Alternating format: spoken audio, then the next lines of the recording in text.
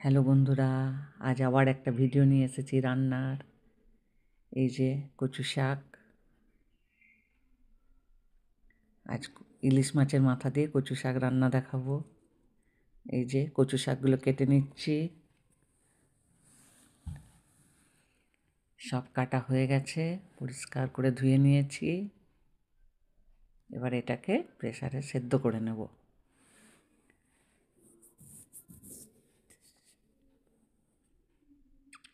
এই যে সেদ্ধ হয়ে গেছে।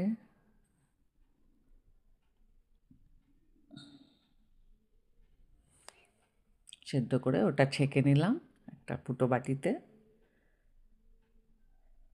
এরপর কড়াইয়ে দিলাম সর্ষের তেল, একটু কালো জিরে ফোড়ন দিলাম, তার মধ্যে একটা শুকনো লঙ্কা ফাটিয়ে দিলাম, দুটো তেজপাতা। এবার এটা ভালো করে গরম হয়ে এলে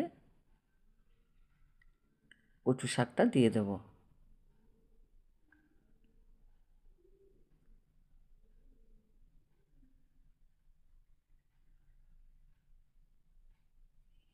এবার এটাকে খুব ভালোভাবে নেড়ে চেড়ে একটু শুকিয়ে নেব।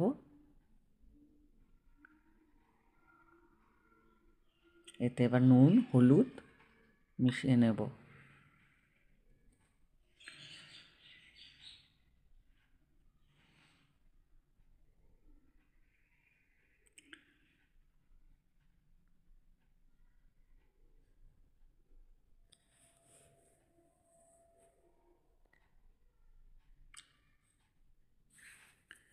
এই ফোন হাতে প্রথম রান্না, ভীষণ নার্ভাস, তাও যেটুকু পারলাম ভিডিও করেছি।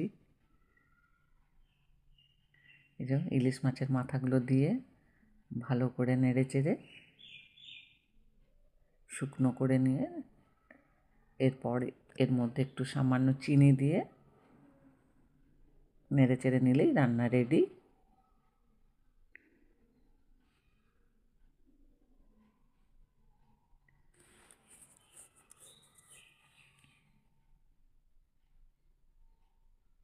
এই যে সামান্য চিনি গুঁড়ো দিয়ে দিলাম। আমার রান্না সব কমপ্লিট। কেমন হয়েছে তোমরা বলো।